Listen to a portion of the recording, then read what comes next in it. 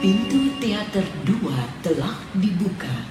Para penonton yang telah memiliki karcis dipersilakan memasuki ruangan teater.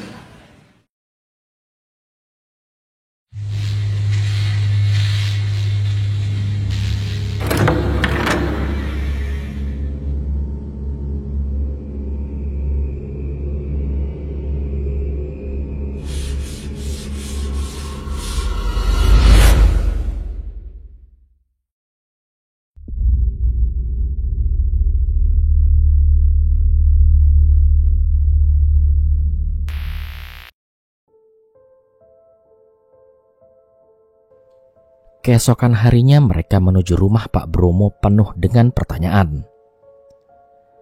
Pak Bromo, ada beberapa hal yang ingin kita tanyakan mengenai kejadian kemarin sore. Silakan, tanyakanlah. Yang pertama, aku ingin bertanya mengenai aksara jiwa. Aku masih belum paham. Yang kedua, mengenai kemunculan Nining. Mengapa dia selalu mengikutiku? Dan yang ketiga, maksud dari panggilan kutukan itu apa? Pak Bromo diam sejenak. Dia mulai mengambil posisi duduk yang serius. Dengarkan, aku tidak bertanggung jawab dengan keputusan kalian, tapi aku akan mengarahkan ini. Batur gaib yang diminta itu sangatlah rumit, serumit perkiraan kita.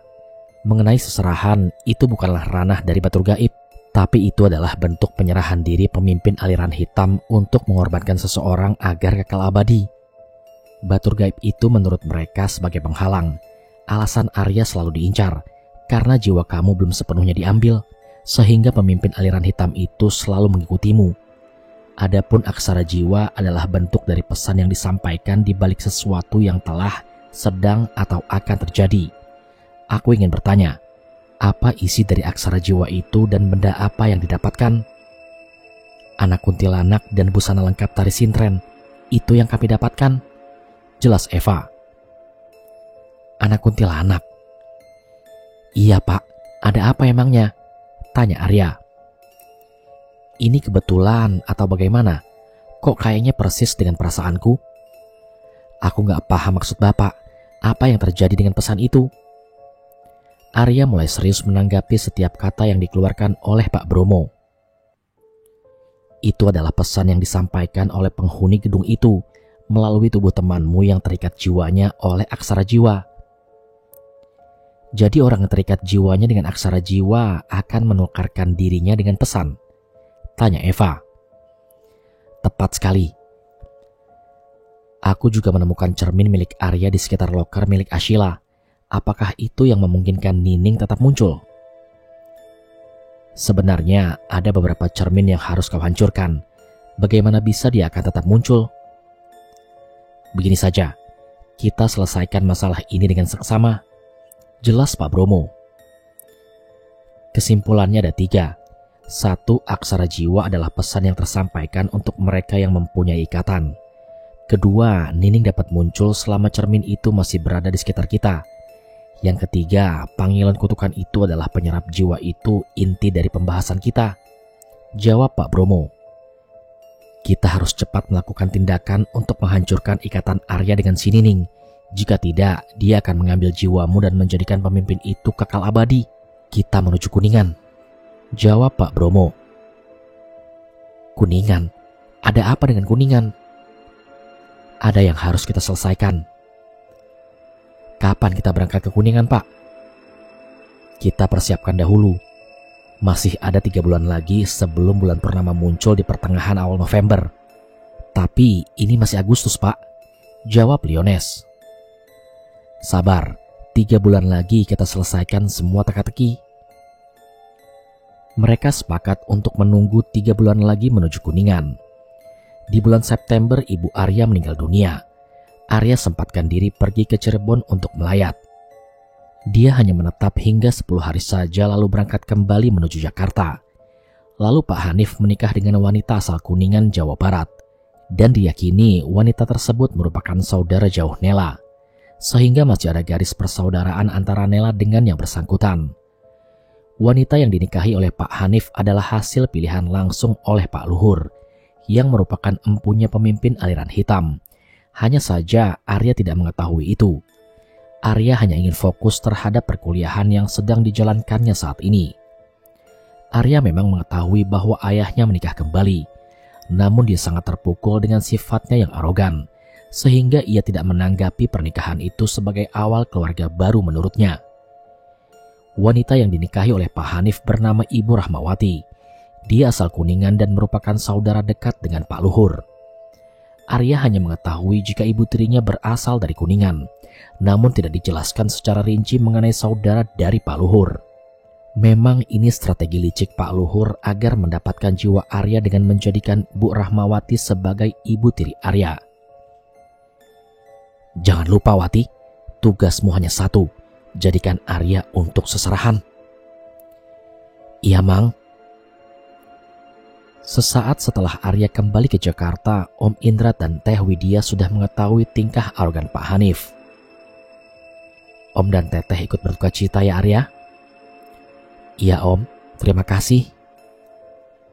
Ayah kamu menikah lagi? Iya Om, katanya sama orang Kuningan. Dijodohkan? Arya kurang tahu Om. Arya hanya menjawab singkat.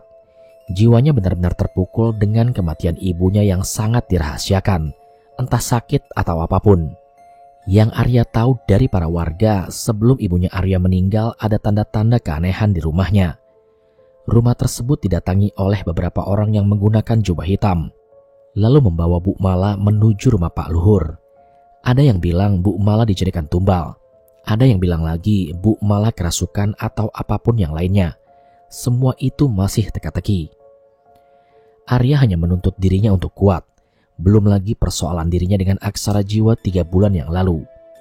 Dia terbebani oleh banyaknya masalah. Liones yang mengetahui Arya murung segera mengajaknya keliling Jakarta. Ikut kagak? Mau kemana? Jonggol, udah ikut aja sini, banyak nanya. Arya hanya mengangguk pelan. Tubuhnya seperti menahan beban sehingga malas untuk berdiri. Liones kemudian menyetir motor. Arya bonceng di belakangnya. Arya diperlihatkan keadaan kampus di sore hari. Metropolitan kayak Jakarta nggak pantas buat orang-orang lemah kayak lu Arya. Namun Arya berdiam diri. Kedatangan gua ke rumah Om Indra karena tugas dari Pak Bromo untuk membantu lu. Gua dilahirkan dalam keadaan yatim piatu. Gua udah nggak kayak punya siapa-siapa dari kecil. Karena itu ego lu jangan tinggi. Jangan merasa paling tersakiti. Namun Arya masih saja terdiam. Apapun yang terjadi, gua bakal ada di samping lu ya. Ingat, jangan merasa paling tersakiti. Hidup itu adil, sudah diatur oleh Tuhan. Jangan bersikap merasa paling lemah, tapi sadarlah bahwa kita butuh pertolongan. Arya diingatkan tentang kehidupan oleh Liones, namun ia masih terdiam. Kemudian Liones berhenti di sebuah kafe di pinggir jalan. Mereka berdua minum kopi ala kafe untuk menyegarkan kembali pikiran dan mempersiapkan misi selanjutnya menuju Kuningan. Lu galau gara-gara bokap lu nikah lagi? Kagak, gue cuma mau diem aja. Alah, lu mah gitu, sok kuat tau gak lu? Ya nyatanya emang gitu, gue bingung dengan tingkahnya yang arogan. Di mana-mana cowok itu kagak kuatan. Dia bakal cari pendampingnya jika si pendamping itu udah gak ada, baik meninggal ataupun gimana pun. Kecuali wanita, dia diberkahi dengan kekuatan bertahan. Jadi lu salah besar kalau masih sedih dengan keadaan itu. Itu udah takdir, sama aja kayak kematian, gak bisa dicegah dengan apapun. Namun Arya hanya bisa mengangguk pasrah. Bentar, ini ada telepon dari Eva. Ya udah angkat, loudspeakerin. Halo? Leon, lagi sama Arya nggak? Iya, sini nimbrung. Di mana? Kos, dekat kampus. Ya udah, OTW ke sana. Oke, gua tunggu ya. Liones menutup pembicaraan dengan Eva. Arya masih mengaduk-aduk kopinya dengan santai. Kalau nggak mau diminum, gak usah dipesan aja tadi. Percuma. Nanti juga diminum, santai aja. Eva sama Nela mau kesini kan? Ya, kayaknya gitu. Habis 3 bulan kita lost komunikasi, mungkin ada yang mereka mau omongin kali. Mengenai apaan? Ya gue juga kurang tahu, tunggu aja. 10 menit kemudian Eva dan Nela datang. Eva membawakan kaos khas Bali. Nih, buat kalian berdua. Wah, terima kasih, jadi enak nih. Matamu tak tusuk pakai garpu, jawab Arya dengan nada serius. Lu kenapa sih? Serius amat, jawab Liones. Arya, kamu sudah sehatan belum? Memangnya kenapa? Loh, kan besok kita berangkat ke Kuningan. Ada sesuatu yang harus kita ambil, seperti sebilah keris. Gunanya untuk apa? Sebentar. Eva kemudian menunjukkan sebuah catatan manuskrip kuno mengenai keris yang dimiliki fungsi menghancurkan panggilan kutukan. Aku dapat ini dari Pak Bromo. Memangnya itu keris disimpan di mana? Katanya kita harus izin kepada warga sekitar, hanya sekedar untuk menghancurkan panggilan kutukan. Kamu gila ya? Masa ia diperbolehkan? Ya, lalu bagaimana? Enaknya kita ngobrol lagi sama Pak Bromo, kan masih belum jelas juga. Kalau gitu, besok kita ke rumah Pak Bromo sekalian siap-siap. Kemungkinan kita akan menginap di sana. Mereka masih membahas tentang teka-teki dari aksara jiwa dan cara menghancurkan pangilon kutukan. Sementara itu waktu sudah hampir petang. Mereka kembali ke tempatnya masing-masing. Arya dan Liones menuju rumah Om Indra. Nela dan Eva menuju kosannya di daerah Rawamangun. Seketika malam tiba, Arya tidur berdekatan dengan Liones. Hanya saja mereka beda posisi kasur. Dalam satu kamar ada 2 kasur. Arya berada di kasur paling kanan dekat dengan pangilon yang sudah retak itu. Mereka tertidur dengan pulas. Arya masih berada di dalam suasana duka. Dia masih merindukan sosok ibunya yang selalu menjaga dan merawatnya sedari kecil. Kemudian Arya mendengar suara lirihan panggilan dari arah jendela. Arya, Arya. Arya tahu itu bukan suara ibunya, karena ibunya sudah meninggal. Suara itu bercampur dengan rintihan sedih, tangisan kecil, seperti seorang ibu yang kehilangan akan sosok anaknya. Tanpa sadar ada yang mendekati tubuh Arya, seperti sebuah tangan yang memeluk tubuh hangatnya. Tangan itu memeluk tubuh Arya yang kesepian, sedih dan derita. Tangan itu menenangkan jiwa Arya, membaluti luka hatinya dengan suara nyanyian yang seperti Nining ucapkan sewaktu berada di gedung Daksinapati.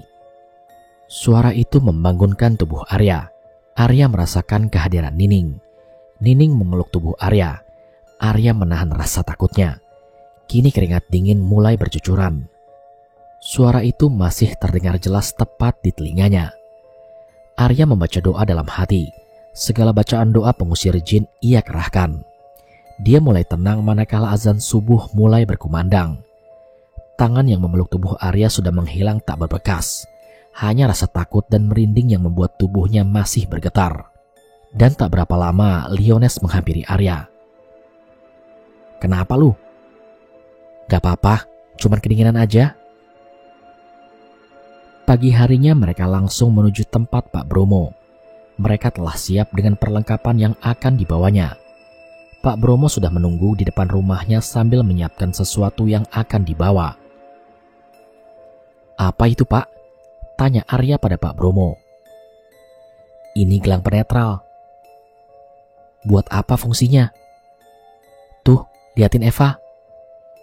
Mereka melihat tangan Eva yang sudah dulu memakai gelang penetral. Gelang ini untuk keselamatan badanmu semua. Jangan sampai Nining mencium perjalanan yang akan kalian tuju. Jadi kapan berangkatnya, Pak? Sore hari, semua istirahat dulu. Kok sore, Pak? Tanya Eva. Jangan membantah, itu perintah. Eva dan yang lainnya terdiam. Mengapa Pak Bromo sekarang sedikit menjadi aneh? Nadanya cepat meninggi. Posisi tubuhnya selalu dalam keadaan serius. Setiap kata yang diucapkan mengenai Nining dan Batur Gaib Arya pasti membuat bulu kuduk mereka berdiri. Eva dan Nela mendahului untuk beristirahat di rumah Pak Bromo. Pak Bromo masih berduaan dengan Liones dan Arya di luaran. Pak, saya mau bertanya. Silakan, tanyakanlah, apakah betul saya ini anaknya kuntilanak? Sontak Pak Bromo tertawa terpingkal-pingkal. Arya seperti membuat jok receh yang seketika membuat mood Pak Bromo membaik. Kamu itu anaknya Pak Hanif dan Bu Mala, bukan anaknya kuntilanak. Lalu mengenai aksara jiwa tadi bagaimana, Pak? Yang dimaksud dengan anaknya kuntilanak itu karena kesalahan Pak Hanif membuat seserahan. Memangnya kapan, Pak? Sewaktu kamu masih di dalam kandungan, ibumu itu sakit-sakitan. Dia hampir keguguran. Lalu empunya ilmu hitam menyerahkanmu pada kuntilanak agar kamu selamat dan ibumu juga. Jelas Pak Bromo. Jadi dengan kata lain, Arya itu seperti dianggap anaknya kuntilanak. Betul kan, Pak? Ya, kurang lebih seperti itu. Yang menghancurkan keluargamu itu ya ayahmu sendiri. Aku sudah mengenal lama dengan ayahmu. Ketika Warno meninggal, dia ingin menyelamatkanmu saja. Lalu, apa tujuan kita menuju Kuningan? Tujuanmu adalah mengambil keris yang digunakan untuk menghancurkan panggilan kutukan yang berada di rumah Pak Luhur. Keris? Nanti dirimu juga tahu sendiri. Arya masih menunduk lesu. Dirinya mulai memiliki banyak beban yang harus diselesaikan. Sedikit demi sedikit harus terrealisasikan jika ingin cepat selesai. Sekarang istirahat dulu. Sore kita berangkat menuju Kuningan. Baik, Pak. Mereka kembali ke kamar mereka masing-masing. Menjelang sore, Arya izin sholat asar bersama dengan Nela. Karena Eva beragama Hindu dan Liones beragama Kristen. Mereka sembahyang menurut agamanya mereka masing-masing. Setelah sholat, Arya merapikan tasnya dan mengamati kalung yang terbuat dari batu hitam itu. Dia menuju Liones. Lion, ada yang ingin saya sampaikan kepada kamu. Apaan emangnya? Kata Pak Bromo, jika kalung ini berkontraksi dengan partnernya, maka akan bergetar kuat. Lalu apa maksudnya? Kayaknya kita harus bekerja sama untuk menghancurkan pangilon itu. Kalau itu udah pasti, kita harus satu tujuan. Terima kasih ya, maaf sudah banyak merepotkan. Lu gak usah sedih lagi, ada gua, Eva dan Nela yang bakal nyelesain semua ini. Arya, kita bareng-bareng selamat ya. Arya pun mengangguk tanda setuju. Moodnya kembali seperti sedia kala. Semua sudah siap? Kita kesana naik apaan? Tanya Liones. Naik mobil Nela aja, dia kan bawa mobil. Nel, gak apa-apa kan? Tenang, santai aja. Senyum manis Nela. Semua barang-barang dijadikan satu di bagasi.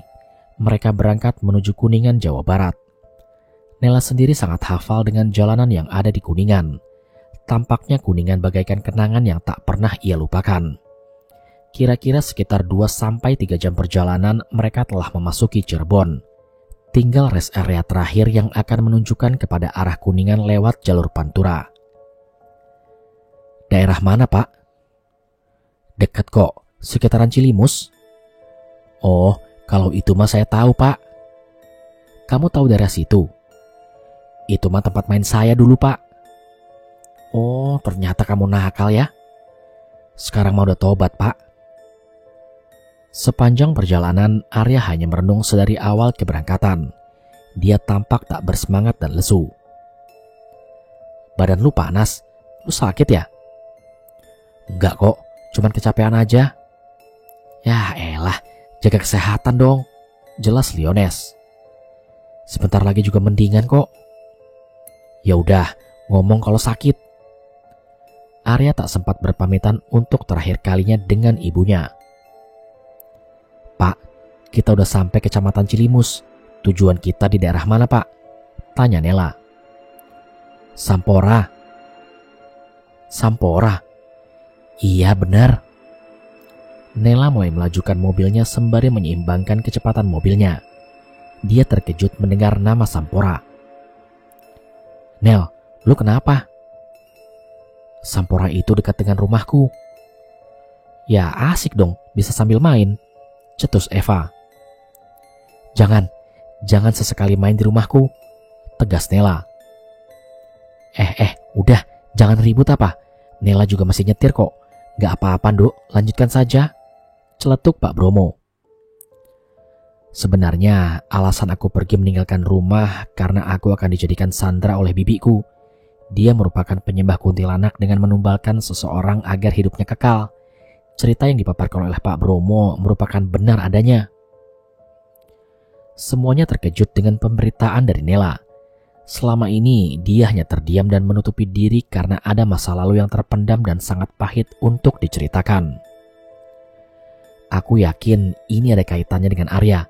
Bagaimanapun juga, aksara jiwa itu mengundangmu untuk memutuskan ikatan antara dirimu dengan si Nining, bukan? Itu benar, ini seperti sealur. Bentar, Arya, ibu tiri kamu dari Kuningan kan? Iya, Fa, benar, dia dari Kuningan. Aku tahu, ini masih satu alur. Nela masih ada garis darah dengan ibu Arya. Aku yakin itu. Jelas Eva. Bagaimana kamu bisa yakin? Tanya Nela. Kalau dilihat dari kejadian, tempat dan alur yang bersangkutan, kalian berdua terhubung. Pak Bromo hanya menyimak dari tadi sambil memainkan gelang antiknya. Belok kiri, Nela. Kita akan mulai memasuki perkampungan warga. Tolong kalian jaga bicara. Warga di sini sangat peka terhadap orang asing. Nela kemudian membelokkan mobilnya dan memasuki perkampungan warga. Di sana para warga saling menatap mobil yang memasuki perkampungannya. Lalu berhentilah di sebuah gubuk tua yang hampir roboh namun masih bisa untuk ditempati layaknya tajuk atau musola. Kita turun di sini. Kalian semua mau ikut? Tanya Pak Bromo. Kami ikut, Pak. Mereka pun mengikuti langkah Pak Bromo. Siapa itu? Para warga saling menatap satu sama lain sambil merumpik karena kedatangan Arya dan yang lainnya. Mereka sepertinya gak suka dengan kita, bisik Liones pada Arya. Jangan gitu, ingat perkataan Pak Bromo. Assalamualaikum Kang, ini saya, Bromo. Pak Bromo mulai menyapa dari depan arah pintu. Lalu keluarlah lelaki berkisar 48 tahun dengan menggunakan sarung. Waalaikumsalam, apa kabar Bromo? Alhamdulillah baik Kang. Itu yang belakang orang Cirebon ya? Sambil menunjuk ke Arya. Saya Pak. Iya kamu Nak, ucap lelaki itu sambil tersenyum. Dari mana Bapak tahu? Sudah terlihat dari auramu, jiwamu masih tertahan kan? Iya Pak, masih. Ayo, semua masuk ke dalam. Warga di sini sangat suka membicarakan orang asing. Mereka masuk ke dalam gubuk tua itu. Dik, Andika, tolong ambilkan minum. Iya ya. Arya menatap sekeliling dinding dari gubuk tua itu. Bisa-bisanya terpampang keris dan macam-macam senjata zaman dahulu. Namamu siapa, Nak? Nama saya Arya Kusuma, Pak. Nama yang bagus. Terima kasih ya, Pak. Kemudian Andika datang membawakan minuman. Andika kecil masih berumur 7 tahun. Dek, umurmu berapa? Tanya Liones. 7 tahun, Kak. Wah, udah sekolah belum?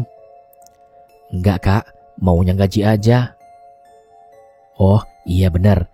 Ngaji yang pinter ya? Iya, Kak. Jadi gini, Kang. Arya ini tersandra jiwanya di sebuah cermin kutukan yang berada di empunya aliran hitam. Tapi masalahnya, setiap cermin itu terpampang sosok Nining akan mengikuti Arya, bahkan ingin menyeretnya menuju cermin itu. Arya, kamu pernah melakukan seserahan? Yang melakukan itu Pak Luhur, Pak. Pak Luhurlah pelaku di balik semua ini. Saya tidak bisa banyak bantu, karena dia pernah terlibat dengan saya. Saya hanya menginginkan agar kamu cepat menghancurkan Pangelon itu supaya tidak terjadi hal-hal yang tidak diinginkan. Apa yang terjadi jika bulan purnama itu tiba? Seserahan membutuhkan korban, lalu diarak menggunakan sintren. Karena itu jika kamu benar-benar berani, malam itu juga kamu harus pergi menuju rumah Pak Luhur dan langsung menghancurkan Pangelon itu. Lalu dengan apa aku menghancurkannya? Keris ini. kamulah yang harus menghancurkannya sebelum subuh. Tapi bagaimana jika aku gagal? Tanya Arya kepada teman Pak Bromo. Jika gagal, kamu tidak akan bisa bertemu dengan teman-temanmu kembali, juga keluargamu. Kamu akan mati. Arya tersontak mendengar ucapan itu. Jiwanya mulai merasakan kegundahan, ragu. Mungkin hidupnya bisa ditentukan dengan momen ini. Apabila gagal, dia tidak akan pernah mampu bertemu dengan teman-temannya. Temannya Pak Bromo yang bernama Pak Sandi ini kembali melanjutkan. Mengenai batur gaibmu, dia akan ikut membantumu jika kamu berhasil menghancurkan 2 pangilon kutukan. Aku merasa tidak enak dengan cara ini. Arya mulai merasakan keanehan. Arya, 1 kedipanmu aktif. Benar Pak, aku melihat banyak sekali korban. Itu sudah resiko, tapi jika tidak dihentikan, maka akan memakan banyak korban dan akan terus berjalan. Liones memegang pundak Arya. Arya, tenangkan jiwamu. Jiwa yang bersih akan mampu menghadapi segala persoalan yang rumit. Jangan pernah merasa sendirian, oke? Baru kali ini Arya melihat Liones tersenyum lebar. Ingat, jangan sampai telat. Sekarang berangkatlah kalian menuju Cirebon. Selesaikan misi kalian. Jelas Pak Sandi. Mereka segera izin pamit. Liones memberikan sesuatu kepada Andika. Andika, ini kakak bawakan peci buat Andika ngaji. Andika jadi orang yang bermanfaat ya. Semoga Andika suka. Wah, pecinya bagus kak. Itu dari Kak Arya, kakak non-muslim. Jadi buat Andika aja ya. Iya kak, terima kasih. Dan Liones pun tersenyum. Mereka akhirnya berangkat menuju Cirebon, tempat Pak Luhur dan desanya Arya. Namun untuk tempat pastinya akan saya samarkan, karena pihak narasumber tidak menginginkan penyebutan nama dan hanya menyebutkan daerah A. Sekarang kita kemana? Kita harus menuju daerah A. Daerah itu? Kenapa? Tanya Arya. Setauku masih kental akan budayanya. Bener Nel. Arya masih memegang keris yang berfungsi untuk menghancurkan pangilon kutukan. Pak, kalau aku gagal, maafin aku ya. Kamu ngomong apa sih? Yang penting yakin dulu, serahkan sama Yang Maha Kuasa. Liones mengetahui maksud dari siji kedipan Arya. Dia mendapati tanda-tanda kematian di antara mereka. Teman-teman, aku punya cara. Dengarkan, kita tidak akan bisa memasuki langsung karena banyak sekali penjagaan di luar rumah Pak Luhur. Untuk itu, kita menuju tempat Arya dan sehabis Isya nanti kita langsung menuju rumah Pak Luhur. Eva dan Nela, kalian bagian mencari 2 pangilon. Pak Bromo menyekap Pak Luhur sedangkan aku bersama Arya akan maju menghancurkan pangilon kutukan yang lainnya. Tunggu, berapa jumlah pangilon yang harus dihancurkan? Totalnya ada 8, jawab Pak Bromo. 8? Benar, itu di tempat yang terpisah. Setiap tempat akan ada penjaga, maka dari itu kita harus berhati-hati. Mereka mulai memasuki daerah A di Kabupaten Cirebon. Sangat asri dan penduduknya sangat ramah-ramah. Rumahku yang berwarna cat hijau di depan sana, ucap Arya sambil menunjuk arah rumah itu. Bukankah itu rumah Bu Rahmawati? Tanya Nela. Betul Nel, itu ibu tiriku. Mereka berhenti tepat di rumah itu. Tampak seorang wanita berparas Sunda sedang membuang gabah dari beras uang yang akan dimasaknya. Assalamualaikum Bu. Waalaikumsalam. Walah, Arya, kapan datang ke Cirebon nak? Barusan Bu. Oh iya, kenalin, ini teman-teman Arya dari Jakarta. Ini Eva, Liones, Nela, dan Pak Bromo. Salam kenal ya Bu. Iya, salam kenal juga. Ini siapa ya? Kok seperti nggak asing? Saya Bromo Bu, sepupu Warno. Oh iya, benar. Ini kok ibu seperti sudah melihat ya? Iya benar Bu, saya Nela, anak dari Bu Ernawati, sepupu ibu kan? Oh iya benar-benar, Erna. Bagaimana kabar Erna? Sudah lama meninggal Bu. Saya turut berduka cita ya. Saya semenjak merantau belum kembali ke Kuningan. Bulan kemarin saya ke Kuningan lalu dipinang oleh ayahnya Arya. Kalau gitu silakan masuk. Mereka menuju dalam rumah Arya. Ayah mana, Bu? Ada di rumah Pak Luhur. Ayah lagi diobatin. Loh, memangnya ayah sakit apa, Bu? Biasa, ayah masuk ke sakit-sakitan gak jelas. Oh iya, diminum dulu. Rizky ada di rumah, Bu. Rizky anaknya Pak Wahid. Iya, Bu. Ada kok, tapi Pak Wahid baru aja seminggu lalu meninggal. Bu, aku izin ke rumah Rizky ya. Arya izin menuju rumah Rizky. Dia tidak ingin meminta maaf perihal masalahnya dahulu. Langkahnya terburu-buru antara senang dan sedih. Meninggalkan sahabatnya seorang diri di kampung halamannya. Tampak seorang pemuda sedang memecahkan batu di belakang rumahnya. Ya, Rizky menjadi kuli pemecah batu. Ki, Rizky. Rizky tidak menengok. Arya mulai mendekatinya dan menepuk pundaknya. Ki, apa kabar?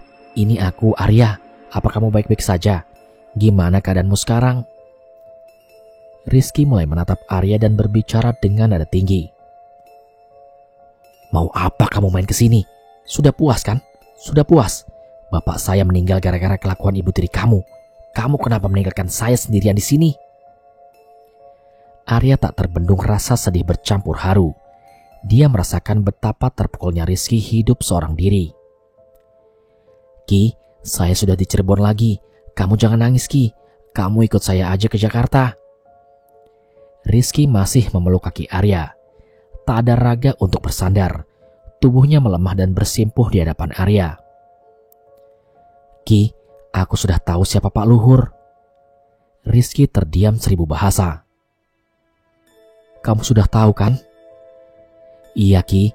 Rencananya malam ini kita akan hancurkan Pak Luhur. Kamu ikut membantu ya? Rizky pun mengangguk tanda setuju. Kamu nanti malam beritahu kami jalan menuju tempat Pak Luhur. Kita bergerak sehabis Isya, tergantung perubahan jamnya. Arya, kalau mau aman jam 10-an. Ya udah kalau gitu, sekarang kamu siap-siap. Sementara itu Pak Bromo dan yang lainnya masih menatap setiap jengkal rumah Arya. Pak Hanif ini sering sakit-sakitan. Dia sudah mengalami berbagai macam kejadian aneh, sehingga ibu bawa ke rumah Pak Luhur. Liones yang melihat sesuatu yang aneh di sisi kamar, dia melihat wanita berambut panjang mirip Nining sedang menyisir rambutnya sembari bercermin. Kemudian si Nining menengok menuju Liones dan dia tersentak kaget. Kenapa Lion? Tanya Eva. Gak apa-apa, saya mau cari angin dulu. Yaudah, sekalian kamu susul Arya ya. Kita makan bareng-bareng dulu. Ibu sudah menyiapkan makanan untuk kalian. Liones segera menemui Arya yang masih di luaran dan mendapatinya dengan Rizky. Arya, lu kemana aja? Ada apa emangnya? Gue lihat Nining di rumah lu. Arya, ini siapa? Tanya Rizky. Perkenalkan, nama saya Liones. Saya Rizky. Oh iya, Mas Lion memangnya ngeliat Nining di mana? Di rumah Arya. Nining memang bersemayam di situ. Semua warga pun mengetahuinya, tapi tidak ada satu warga pun yang berani dan mampu untuk mengusirnya. Begini saja, kita harus cepat-cepat hancurkan Pangilon itu. Tapi penjaganya di sana sangat banyak, jelas Rizky sembari membereskan bajunya. Ada berapa yang inti? Penjaga khusus Pak Luhur hanya satu orang bernama Pak Irsyad, tetapi penjaga Pangilon itu sangat banyak, jelas Rizky. Lalu apa langkah kita? Kita serang sebelum seserahan itu dimulai. Kapan? Tepat tengah malam. Jadi kita harus menggagalkan seserahan itu dengan menghancurkan Pangilon itu terlebih dahulu, tanya Liones. Itu cara terbaik. Warga mulai melihat tingkah aneh mereka. Mereka saling mencibir dan merumpi satu sama lain. Arya, bawa temanmu. Warga mulai tidak suka dengan orang asing. Iya Ki, aku sudah tahu sifat warga di sini. Liones dan Arya kembali ke rumah. Rizky kemudian mempersiapkan hal yang serupa untuk serangan kejut sebelum seserahan. Ini bakal jadi cerita terakhirmu di dunia, Luhur. Kesal Rizky. Eva dan Nela masih menatap posisi kamar Arya yang begitu kuat akan aura mistisnya. "Va, aku pernah melihat kamar ini. Ini persis seperti punya Ashila." "Itu namanya pangilon keberkahan," jawab Ibu Rahmawati. "Nah Ayu, kamu sepertinya pernah mengikuti sintren, geh?" "Iya Bu," jawab Nela dengan gagap. "Masih nari?" "Enggak Bu, sekarang fokus kuliah." "Ya sudah, kalian pakai kamar Arya dulu, biar nanti Arya yang di kamar bapaknya. Ibu tinggal ya, Cahayu." "Iya Bu." Eva dan Nela mulai keheranan dengan sikap aneh Bu Rahmawati yang tiba-tiba muncul. Ruangan dan seisinya seperti sudah dikuasai oleh dimensi pikiran Bu Rahmawati. "Assalamualaikum, Pak Bromo. Nela sama Eva kemana?" "Ada di dalam kayaknya, Nak." "Ya udah, saya periksa dulu." Arya masuk menuju kamarnya. Dia mendapati Eva dan Nela sedang dalam keadaan menggerutu.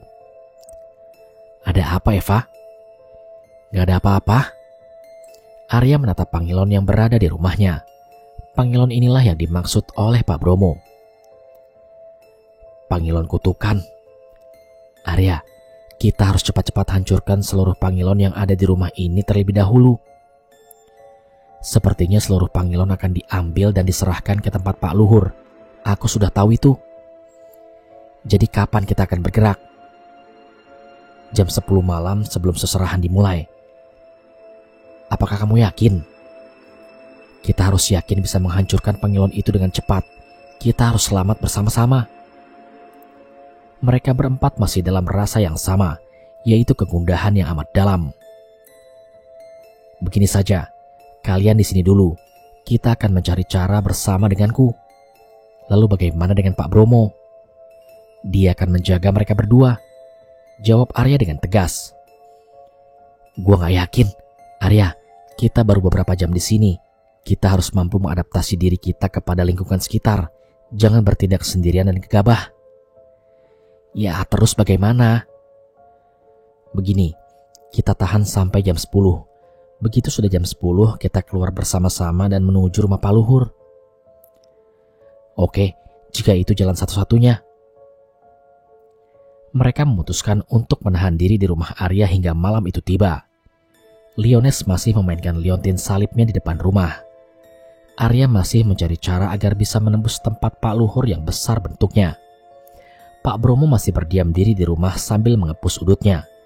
Dia tampak tenang dan santai. "Gak usah buru-buru, Nduk." "Iya Pak, tapi saya takut." "Takut itu wajar, santai saja." Mereka pun menunggu hingga malam itu tiba. Mereka sudah bersiap diri untuk memberikan serangan kejutan. Mereka berkumpul di dekat rumah Rizky. "Arya, keris dari Pak Sandi aman?" tanya Liones. "Aman, Lion." "Eva, sudah pakai gelang itu?" "Udah, Lion." "Pak Bromo udah siap?" "Sudah." "Rizky, gimana? Kamu bawa alat-alatmu?" "Bawa." "Kayaknya kita harus lewat pintu belakang.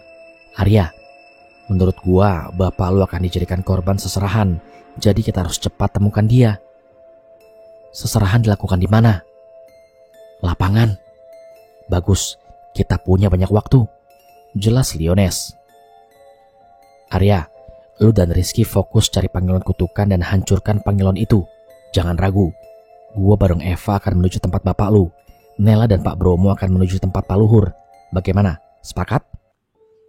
Mereka mengangguk paham. Tampaknya mereka telah siap untuk menggempur rumah Pak Luhur. Tepat jam 10 malam operasi serangan kejut dimulai. Mereka memasuki jalur belakang rumah. "Gila, rumahnya gede banget," ucap Liones. Mereka sudah memasuki ruangan belakang Pak Luhur yang akan menembus langsung di lantai utama. "Bagian kiri adalah tempat Pak Hanif. Lu dan Rizky harus naik ke lantai 2. sedangkan Pak Bromo dan Nela menuju kamar Pak Luhur yang ada di bagian kanan. Siap. Jangan sampai mati, Leon. Tenang aja, gua gak bakal mati. Ingat, ini bukan main-main. Kita harus cepat jalankan misinya. Ternyata strategi Leones itu atas pengamatan Pak Bromo. Pak Bromo sudah tahu pasti bentuk ruangan tempat-tempat penting lainnya. Arya dan Rizky menuju lantai 2. Nela dan Pak Bromo menuju kamar Pak Luhur. Sedangkan Eva dan Leones berencana menyelamatkan Pak Hanif, ayah dari Arya. Mereka bergerak tepat di jam 10. Acara seserahan akan digelar sebentar lagi. Kini mereka akan dihadapi oleh dua pilihan, maut atau keselamatan. Arya menapaki setiap ruangan yang ada di lantai 2. Ruangannya sama persis seperti kejadian pada bus di waktu itu. Arya melihat banyak ruangan yang berisikan pangilon. Sial, ruangannya banyak banget. Arya, kita harus cepat. Pengawal Pak Luhur itu mengetahui keberadaan kita. Kita harus segera menghancurkan pangilon itu sebelum mereka menangkap kita. Arya mencoba berkonsentrasi. Dia harus mendapati feel yang tepat. Di depan. Arya dan Rizky mengarah ke dua ruangan yang saling bersebelahan. Ruangan itu tidak terkunci dan tampak sebuah cermin yang ditutupi oleh tirai. Rekatan kayunya sama. Cepat hancurkan Arya, jangan sampai telat. Arya menghujamkan keris pemberian Pak Sandi kepada cermin itu. Alhasil pangilon itu pertama dihancurkan. Dengan pecahnya pangilon, Pak Luhur menyadari adanya gerakan dari Arya. Lalu dia bersiap-siap untuk melakukan seserahan. Arya, sebelum bunyi gamelan itu berbunyi, itu artinya seserahan belum dimulai. Aku akan menjaga di belakangmu. Arya masih mencari pangilon yang lain. Dia masuk ke ruangan yang berada di sebelahnya. Arya, ada satu lagi. Rizky pun berjaga-jaga di luar ruangan, berharap dia bisa memberikan sinyal kepada Arya jika ada sesuatu yang mendatanginya. Arya pun segera menghujamkan kerisnya kepada cermin kedua. Perasaan lega kini menyelimuti Arya. Dia seperti mendapatkan asupan tenaga, namun masih ada 6 cermin lagi yang harus dihancurkan. Sementara itu Nela dan Pak Bromo berada di depan kamarnya Pak Luhur. Ingat aba-abaku, begitu aku masuk, kamu harus hujamkan dengan pasak ini. Siap, Pak. Pak Bromo segera mendobrak pintu dan tampak seseorang tengah tertidur menggunakan jubah hitam. Nela, sekarang. Nela kemudian menghujamkan pasak besinya kepada Pak Luhur. Namun tak ada kontraksi dan teriakan apapun. Apa yang terjadi? Nela pun segera membuka jubah itu dan ternyata sesuatu di balik jubah hitam itu adalah sebuah boneka yang berukuran hampir mirip dengan manusia. Gak mungkin, kita dicegat. Pak Bromo langsung disekap menggunakan kain yang telah diberikan obat bius dengan dosis tinggi oleh seseorang. Dan orang itu adalah Pak Irsyad, tangan kanan dari Pak Luhur. Ketika Nela ingin membantu Pak Bromo, kakinya tersandung oleh sesuatu. Seperti ada yang menjatuhkan dari bawah kasur Pak Luhur. Dan Nela pun terjatuh. Dan benar saja, gerakan mereka telah diketahui oleh Bu Rahmawati. Ayu-ayu tapi nakal, ini bukan zona bermainmu. Masih terlalu dini kamu menghancurkan kami. Ternyata benar, jadi kamu yang telah membunuh ibu saya. Dasar pelacur. Bu Rahmawati menjambak kepala Nela. Dan Nela pun meludahi muka Bu Rahmawati. Kamu akan kujadikan sebagai penari sintren. Ucap Bu Rahmawati. Mereka pun diseret menuju tempat seserahan. Teriakannya terdengar sehingga membuat Leones dan Eva berada di dalam kegundahan. Eva dan Leones pun berdoa di dalam hati masing-masing. Langkah perjuangannya sudah sejauh ini, mana mungkin aku akan menyerah begitu saja. Itu dia, itu adalah ruangan penyekapan Pak Hanif. Kita harus segera melepaskannya. Mereka pun berlari menuju ruangan itu.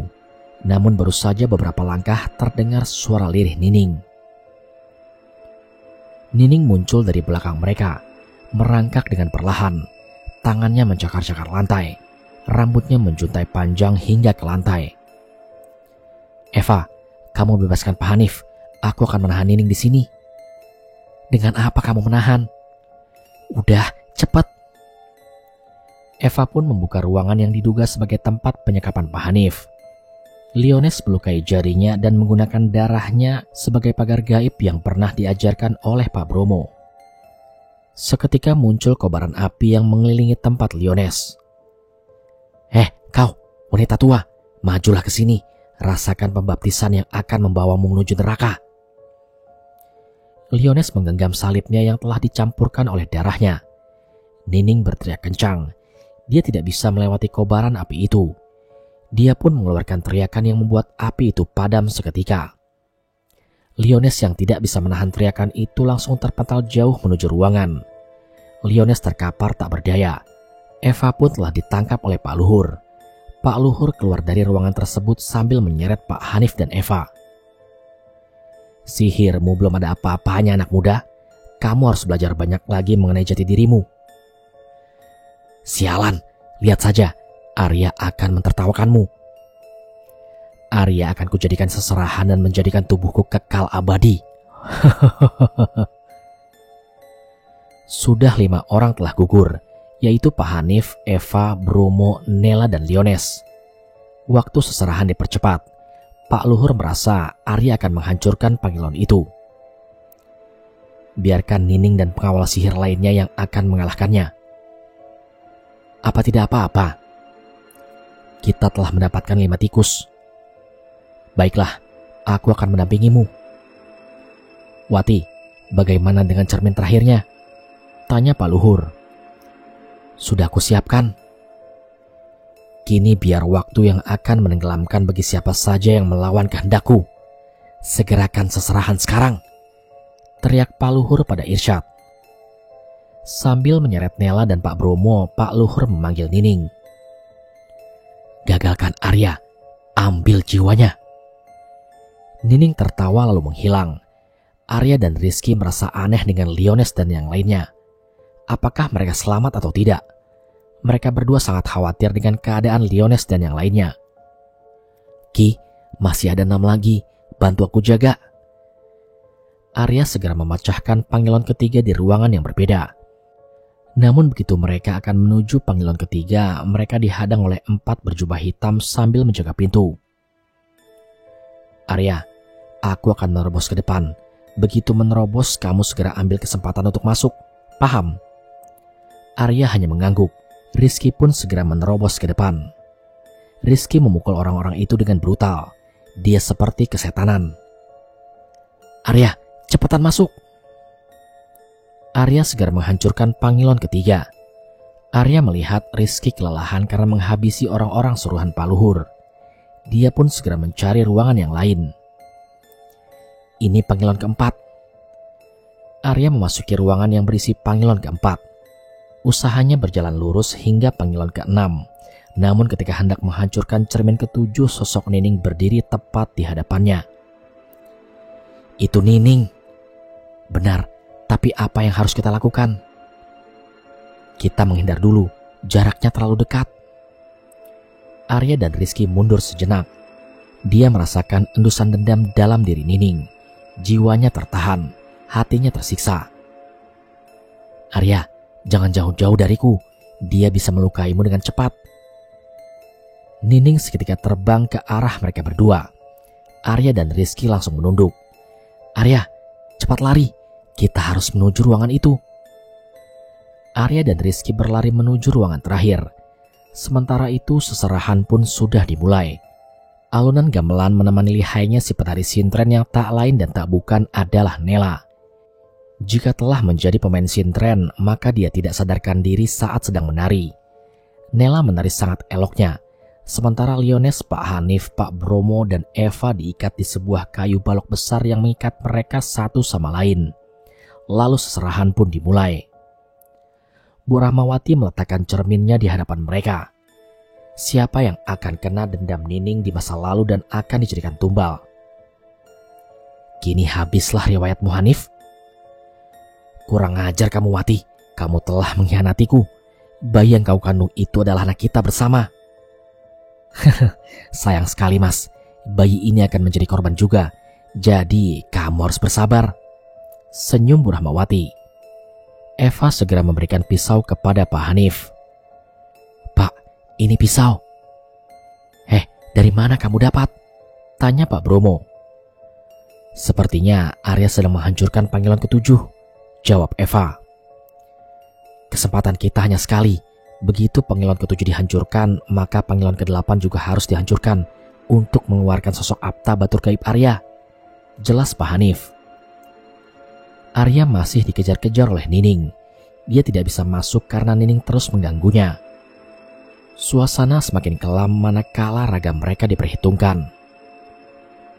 "Aku memanggilmu. Aku mengundangmu." Arya mendengar suara itu. "Rizky, seserahannya akan dimulai." Arya tinggal menghancurkan satu panggilan lagi. Setelah itu dia serahkan kepada yang lain. Rizky segera memaksa tubuhnya untuk maju ke depan. Ruangannya mulai terlihat. Tangan Nining mulai menggapai tubuh Rizky. Nining menyeret tubuh Rizky hingga kehilangan keseimbangan. "Rizky, tidak, kumohon jangan." Arya dilanda keputusasaan. Dia harus segera menghancurkan panggilan ke-7. Langkahnya sangat berat. "Ki, tunggu aku ya Ki."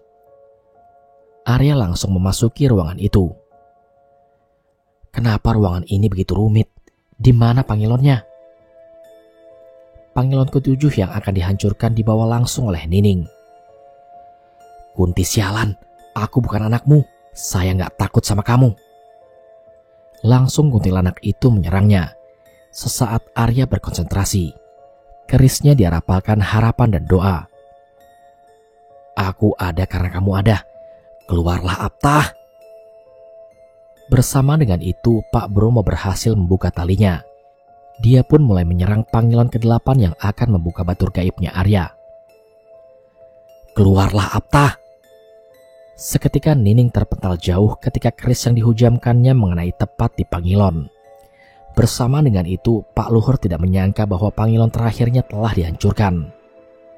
Setelah panggilan ke-7 dan ke-8 hancur secara bersamaan, muncullah Apta sebagai sosok anak kecil dengan kaki terpasung. Senyumnya membuat kengerian bagi mereka yang berada di sekitarnya. Apta yang telah lama tersandra di panggilan itu pun langsung menyerang Pak Luhur. Tidak mungkin. Tidak, Irsyad, Wati." Pak Irsyad dan Bu Wati melarikan diri. Begitu pula dengan yang lainnya. Pak Luhur tak bisa melakukan apapun. Sesaat kemudian ia mencekik leher Pak Luhur. Dan Pak Luhur tewas di tempat. Sosok Apta kemudian menghilang di tempat itu. Lalu Arya yang mengalami patah tulang pada tangan kanannya harus menyelamatkan Rizky. Namun Rizky telah didatangi oleh Apta. "Apta, itukah kamu?" "Apta, maafin aku." Apta tersenyum. Dia kemudian berjalan menuju ruangan lain. Arya segera mengejar Apta. Namun Rizky mulai siuman. "Arya." "Ki, kamu gak apa-apa?" "Gak apa-apa." "Syukurlah. Tadi ada apa? Perasaan aku pingsan. Siapa yang menyembuhkan lukaku?" "Apta Ki, dia membantu kita." "Apta batur gaibmu?" Arya pun mengangguk. Mereka segera menuju lapangan tempat seserahan dimulai. Di situ telah ramai para warga. Bu Rahmawati dan Pak Irsyad tidak ditemukan. Mereka melarikan diri, sedangkan Pak Luhur masih tergeletak. "Pak Bromo, Pak, bangun Pak!" teriak Nela. "Nel, kenapa?" tanya Liones. "Pak Bromo gak sadarkan diri." Ini mungkin karena Pak Bromo mengorbankan diri untuk menghancurkan panggilan ke-8. Gak mungkin. Mana bisa dia mati? Kita berjanji akan pulang bersama-sama. Berangkat dan pulang harus bersama. Tak lama Arya dan Rizky menghampiri. "Itu Arya!" teriak Eva. Liones segera membantu Rizky. "Lu gak apa-apa kan Ki?"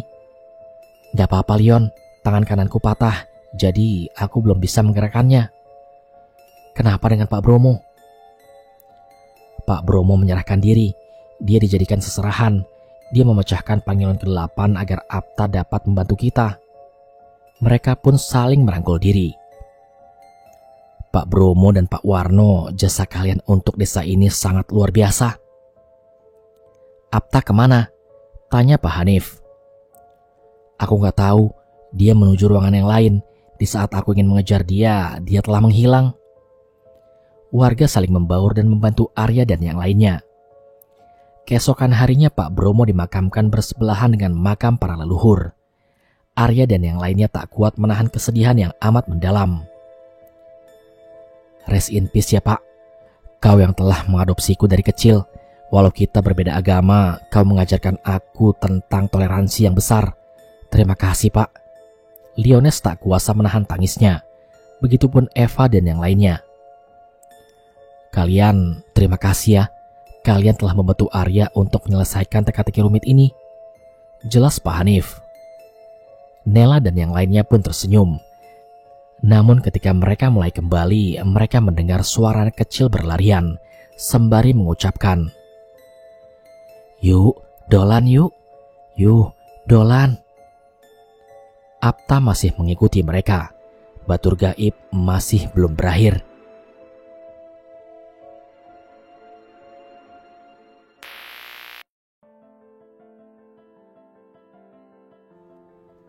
Sekian cerita pada kesempatan kali ini. Sebenarnya cerita Batur Gaib ini masih ada kelanjutannya. Namun karena satu dan yang lain hal, ceritanya belum dapat dirilis untuk khalayak umum. Namun setelah ini, saya akan masih bercerita tentang cerita yang ada kaitannya dengan Batur Gaib, yaitu awal mula Nining menjadi kuntilanak. Cerita ini masih nyambung dengan Batur Gaib, jadi nantikan cerita selanjutnya di channel Mereka Ada. Jangan lupa support channel Mereka Ada dengan cara menekan tombol subscribe dan menyalakan lonceng notifikasinya, agar selalu mendapatkan update saat channel ini upload video terbaru. Sampai di sini dulu perjumpaan kita kali ini. Sampai bertemu pada episode selanjutnya, saya Aldi pamit undur diri dari hadapan kalian. Wassalamualaikum warahmatullahi wabarakatuh.